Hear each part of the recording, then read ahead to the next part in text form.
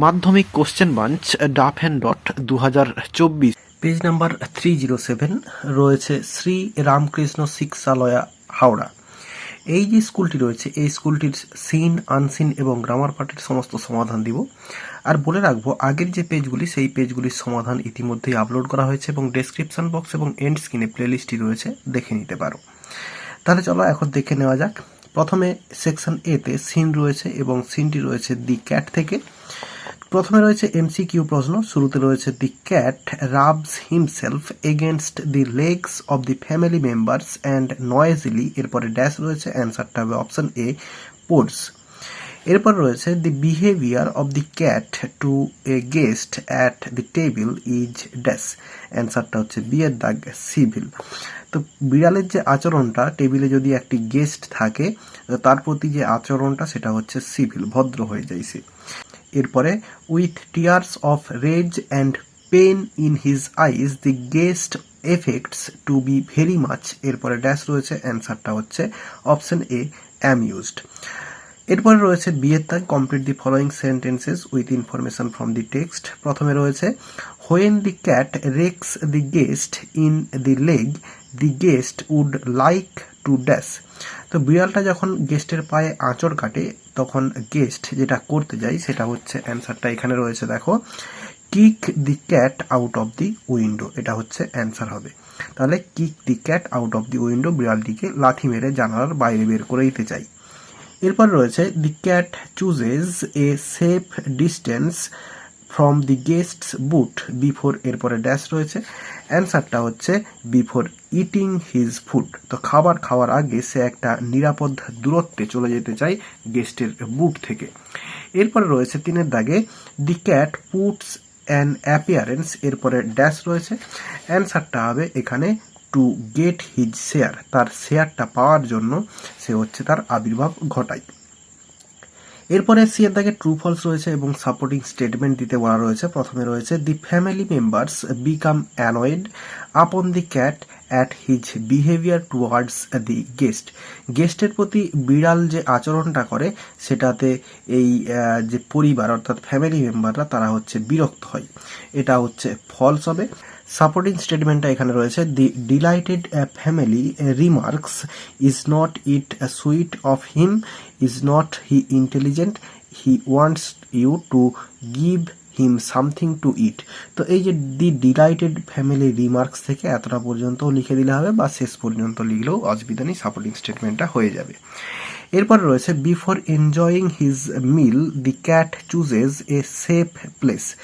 তো বিড়াল তার খাবারটা বা মিলটা খাবার আগে সে একটা নিরাপদ দূরত্বে চলে যায়, এটা হচ্ছে ট্রু হবে। সাপোর্টিং স্টেটমেন্টটা এখানে রয়েছে he purrs as he retires to a safe distance from the guest's boot before eating his food, এটা হচ্ছে সাপোর্টিং স্টেটমেন্ট হয়ে যাবে। এরপরে দেখো একটা আনসিন রয়েছে, তো চলো আনসিনের মানেটা প্রথমে বলে দিই।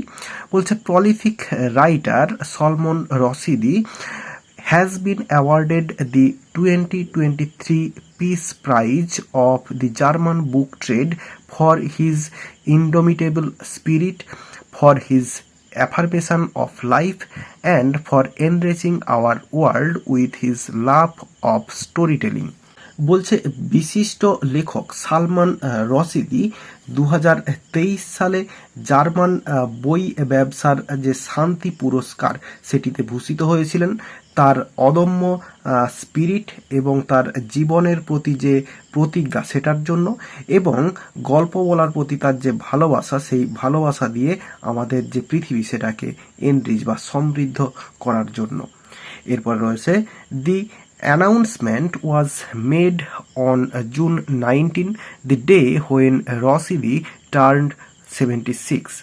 তো বলছে এই ঘোষণাটা করা হয়েছিল 19শে জুন যখন রসিদি 76 অর্থাৎ 76 বছর বয়স হয়েছিল। এরপরে Rushdie will receive the award at a ceremony of Frankfurt on October 22, 2023। তো 2023 সালের অক্টোবরের 22 তারিখে রসিদি হচ্ছে ফ্র্যাঙ্কফুর্টের একটি সিরেমনিতে অনুষ্ঠানে এই যে পুরস্কারটা সেটা হচ্ছে রিসিভ করবেন। এরপরে it will also be broadcasted live on German public TV. তো জার্মান পাবলিক টিভিতে এটি হচ্ছে সম্প্রচার করা হবে, লাইভ সম্প্রচার করা হবে। Praising the author, the awards jury said in an official statement. তো এই যে অ্যাওয়ার্ডের যে বিচারক তারা হচ্ছে একটি প্রশংসা করে, অথারের প্রশংসা করে তারা অফিসিয়ালি বলেছিলেন, from the movement his masterpiece midnights children was published in 1981। বলছে তার মিডনাইটস চিলড্রেন যে মাস্টারপিস সেটি হচ্ছে 1981 সালে প্রকাশিত হওয়ার পর থেকেই। এখানে এই ফুল স্টপ আছে, এটা হয় ফুল স্টপ হবে না, কমা হওয়া উচিত। তো যাই হোক, তারপর রয়েছে Salman Rushdie has awed us with his interpretations of migration and global politics. Salman Rushdie আমাদের বিস্মৃত করে দিয়েছেন তার গ্লোবাল পলিটিক্স অর্থাৎ বিশ্ব রাজনীতি এবং অভিবাসন সম্পর্কে যে ব্যাখ্যাটা করেছেন সেটিতে। In his novels and non-fiction, he melds narrative foresight with unfailing literary innovation, humor and wisdom. বলছে তার উপন্যাস এবং কল্পনা কাহিনীতে তিনি অদম্য সাহিত্যিক উদ্ভাবন, হাস্যরস এবং তার যে প্রজ্ঞার সাথে বর্ণনার যে দূরদর্শিতা সেগুলিকে তিনি মিল করেছেন অর্থাৎ মিশিয়ে ফেলেছেন বা মিশিয়েছেন। Ever since Iran's Ayatollah Khomeini issued a fatwa against Salman Rushdie in 1989। বলছে আয়াতুল্লাহ কমিনি 1989-এ সালমান রশিদির বিরুদ্ধে একটি ফতোয়া জারি করেছিলেন এবং ফতোয়া জারির পরে দি অথার ওয়াজ ব্রুটালি স্ট্যাবড। এই লেখককে নৃশংসভাবে ছুরিবিদ্ধ করা হয়েছিল while he was on stage, যখন তিনি স্টেজে ছিলেন at an event in new ইয়র্কের একটি অনুষ্ঠানে। হোয়াইল হি সারভাইভড দি অ্যাটাক, যদিও তিনি এই যে অ্যাটাক এটা থেকে বেঁচে যান। He has lost vision in one eyes, তিনি তার একটি চোখের দৃষ্টিশক্তি হারিয়ে ফেলেন অর্থাৎ একটি চোখ তার অকেজো হয়ে যায়। And the use of one of his hands, এবং তার হাতগুলির মধ্যে একটি হাত অকেজো হয়ে যায়। Commenting on Rushdie's indomitable spirit, the jury further said, despite still wrestling with massive physical and psychological consequences, he continues to write with great imagination and humanity. বলছে রশিদির অদম্য স্পিরিট সম্পর্কে মন্তব্য করে তারা আরও বলেছেন, জুরিরা আরও বলেছেন যে তার শারীরিক এবং এই যে মানসিক যে পরিণতি এটা সত্ত্বেও তিনি দুর্দান্ত কল্পনা এবং মানবতার সঙ্গে এখনও লিখে চলেছেন। তাহলে মানেটা বলে দিলাম, এবার চলো কোশ্চেনের অ্যান্সারগুলো দেখে নেওয়া যাক। শুরুতে রয়েছে এমসিকিউ প্রশ্ন। প্রথমে রয়েছে হোয়েন রশিদি ওয়াজ স্ট্যাবড হি ওয়াজ, এরপরে ড্যাশ রয়েছে। তো এখানের যে বয়সটা সেটা কিন্তু ক্লিয়ারলি কোথাও লেখা নেই যে কত বছর বয়সে তিনি ছুরিবিদ্ধ হয়েছিলেন। তবে এখানে যে অপশানগুলো রয়েছে সেক্ষেত্রে এই 76 যেটা রয়েছে এটাই আমি করলাম, তবে অ্যান্সারটা ভুল হলে আমাকে কমেন্ট বক্সে কমেন্ট করে জানিও। এরপরে রয়েছে কমিনি ওয়াজ ফ্রম ড্যাশ, কমিনি কোথাকার বাসিন্দা ছিলেন এটা এখানে জিজ্ঞাসা করা হচ্ছে, এটা হচ্ছে অপশন ডি ইরান। এরপরে বিয়ের দাগে রয়েছে ট্রু ফলস এবং সাপোর্টিং স্টেটমেন্ট দিতে বলা রয়েছে। প্রথমে রয়েছে Rashidi already received the award in Frankfurt, তো ফ্র্যাঙ্কফুর্টে ইতিমধ্যেই তিনি পুরস্কারটা গ্রহণ করেছেন, তো এটা হচ্ছে ফলস হবে। সাপোর্টিং স্টেটমেন্টটা এই লাইনটা হবে Rashidi will receive the award at A ceremony in Frankfurt on October 20, 2023। তিনি রিসিভ করবেন অক্টোবরের 22 তারিখে 2023 সালে, এটা সাপোর্টিং স্টেটমেন্ট হবে। এরপর রয়েছে in spite of several physical and mental fights Rushdie still retain strong imagination. বলছে তার শারীরিক এবং মানসিক এই যে অক্ষমতা বা মানসিকভাবে বিপর্যস্ত হওয়া সত্ত্বেও তিনি খুব স্ট্রংলি ইমাজিনেশন যে কল্পনা শক্তি সেটাকে রিটেন ফিরে পেয়েছেন, পুনরুদ্ধার করেছেন, এটা হচ্ছে ট্রু হবে। সাপোর্টিং স্টেটমেন্টটা এই লাইনটা হবে এই কমেন্টিং থেকে পুরো হচ্ছে এই হিউম্যানিটি পর্যন্ত, এখানেই রয়েছে এই যে consequences he continues to write with great imagination and humanity, এটা হচ্ছে সাপোর্টিং স্টেটমেন্ট হয়ে যাবে। তাহলে এই লাস্ট লাইনটা সাপোর্টিং স্টেটমেন্ট। এরপর সি এর দাগে রয়েছে আনসার দি ফলোইং কোশ্চেন্স, রয়েছে what are the reasons behind Salman's achievement of the 2023 peace prize. অর্থাৎ এই যে পিস প্রাইজ 2023-এর, এটা হচ্ছে অ্যাচিভমেন্টের পেছনে যে কারণগুলি, সেই কারণগুলি এখানে জিজ্ঞাসা করা হচ্ছে। অ্যান্সারটা এই প্রথম লাইনটা এই প্রলিফিক রাইটার থেকে এই স্টোরি টেলিং পর্যন্ত লিখে দিলে হয়ে যাবে। তো এখানেই রয়েছে এই যে for his indomitable spirit, for his affirmation of life and for enriching our world with his love of story telling. এই তিনটে কারণের জন্য তাকে হচ্ছে এই পুরস্কারটা বা এই অ্যাচিভমেন্টটা দেওয়া হচ্ছে। এরপরের প্রশ্ন রয়েছে according to the jury what is the impact of the publication of midnight children. বলছে মিডনাইট চিলড্রেন পাবলিকেশনের যে ইম্প্যাক্টটা, প্রভাবটা, সেটা হচ্ছে কি এই জুরিদের মতে। অ্যান্সারটা পুরো এই praising the author of awards jury said in an official statement, এখান থেকে যা রয়েছে পুরো একবারে unfailing literacy, innovation, humour and wisdom, এই এতটা পর্যন্ত পুরোটা তুলে দিলে অ্যান্সারটা হয়ে যাবে এখানে। তো এখানটাতেই অ্যান্সারটা রয়েছে, তাহলে অ্যান্সারটা হবে এই প্রেজিং থেকে উইজডম পর্যন্ত। এরপর সেকশন বিতে গ্রামার অ্যান্ড ভোকাবুলারি রয়েছে। প্রথমে রয়েছে write the correct alternatives to fill in the blanks, রয়েছে দি বয়েজ ড্যাশ, এরপরে in the pool when the wind dash hard. তাহলে এখানে হবে দি বয়েজ ওয়ার সুইমিং, সাঁতার কাটছিল, ইন এ পুল, একটি পুলে, হোয়েন দি উইন্ড, যখন বাতাস, স্টার্টেড ব্লোয়িং হার্ড, জোরে বাতাস বইতে আরম্ভ করেছিল। এরপরে রয়েছে do as directed, he ব্রট them out of indifference, এটা হচ্ছে ভয়েস চেঞ্জ করতে দেওয়া রয়েছে। তাহলে দেখো এই যে হি, এটা সাবজেক্ট রয়েছে, ব্রটটা ভার্ব রয়েছে এবং দেম এটা হচ্ছে অবজেক্ট, এবং বাকি যে অংশটা রয়েছে এটা হচ্ছে এক্সট্রা অংশ। তাহলে রয়েছে দেখো ভার্বের সেকেন্ড ফর্ম অর্থাৎ সিম্পল পাস্ট টেন্সে রয়েছে, অ্যাক্টিভ ভয়েসে রয়েছে, এটা হচ্ছে প্যাসিভ ভয়েসে করব। তাহলে অবজেক্টটাকে সাবজেক্টে নিয়ে আসবো, দেমটা দে হয়ে যাবে সাবজেক্টে এলে। এরপরে দে এর পরে যে পাস্ট টেন্সের বি ভার্ব সেটা হচ্ছে ওয়ার বসবে।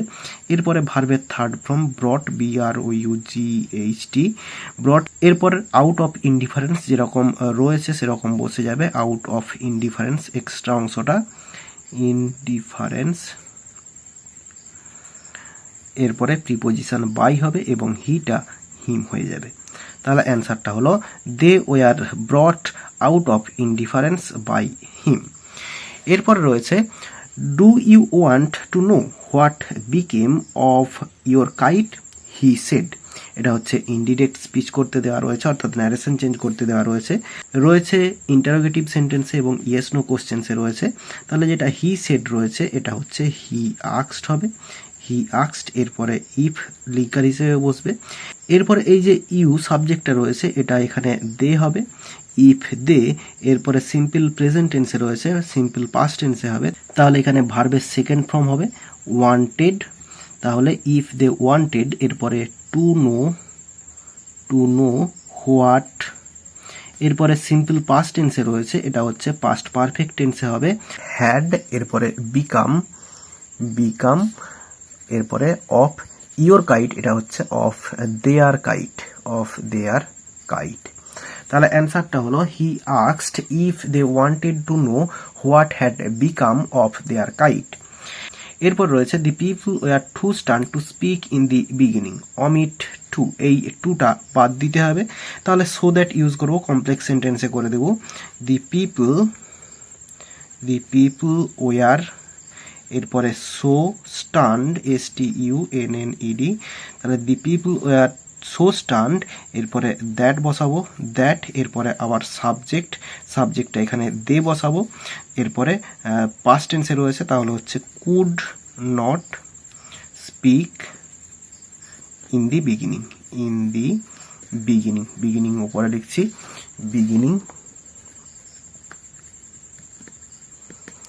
তাহলে অ্যান্সারটা হলো the people were so stunned that they could not speak in the beginning. এরপর রয়েছে two and two make four, everyone knows it, এটা হচ্ছে নাউন ক্লজ করতে দেওয়া রয়েছে। তাহলে এই এভরিওয়ান থেকে শুরু করব, এভরিওয়ান নোজ। এরপরে ইটটা লিখবো না, এরপরে লিখবো দ্যাট। এরপরে two and two make four, অর্থাৎ ফার্স্ট সেন্টেন্সটা যেমন রয়েছে লিখে দেবো, two and two make four. তাহলে অ্যান্সারটা হলো everyone knows that two and two make four. এরপরে রয়েছে ফ্রেজাল ভার্ব। প্রথমে রয়েছে দি বয় রিসাম্বলস হিজ ফাদার। রিসাম্বলের জন্য যেটা হয় সেটা হচ্ছে টেক আফটার, তো এখানে রিসাম্বলস রয়েছে, হবে টেক্স আফটার, টেক্স আফটার।